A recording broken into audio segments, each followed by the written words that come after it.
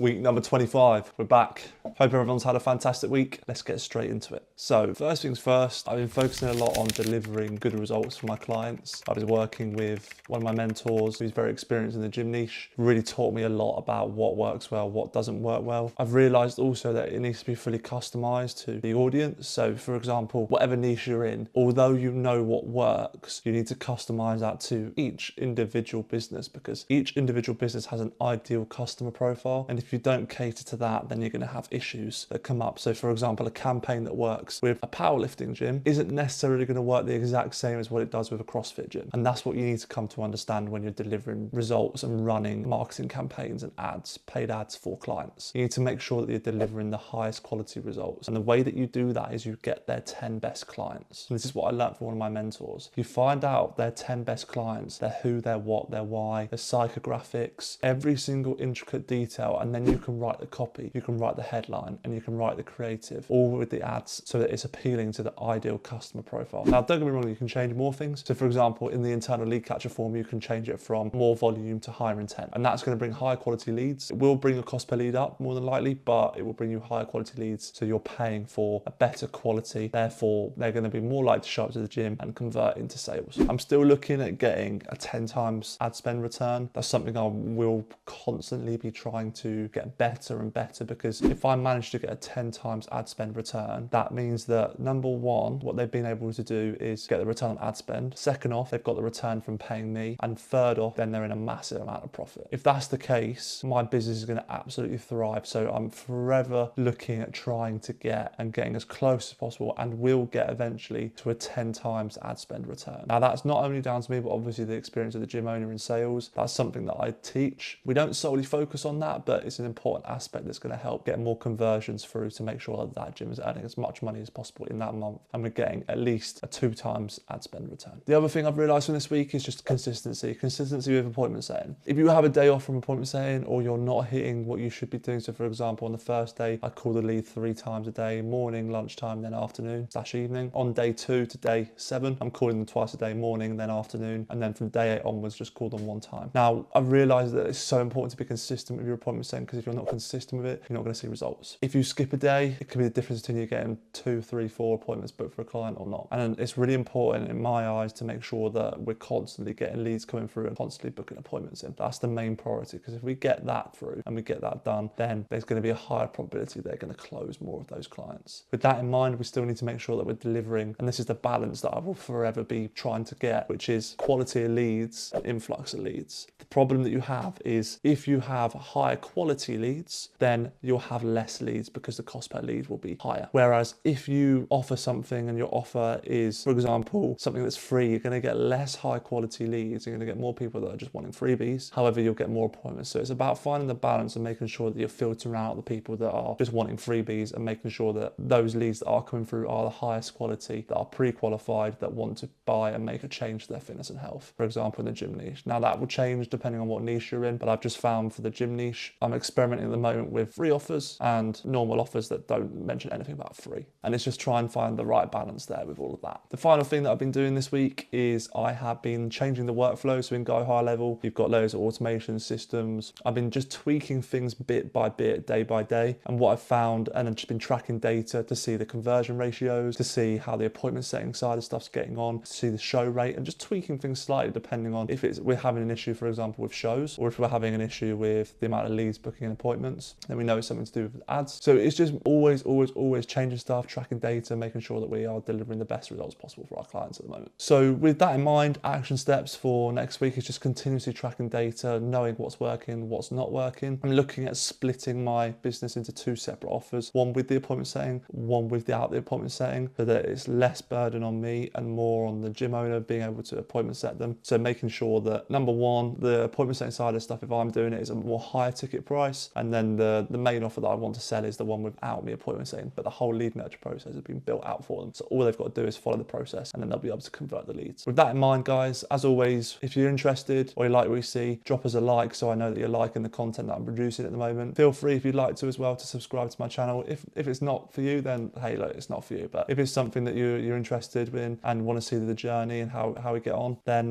feel free to subscribe, and we'll catch you later. As always, guys, take action.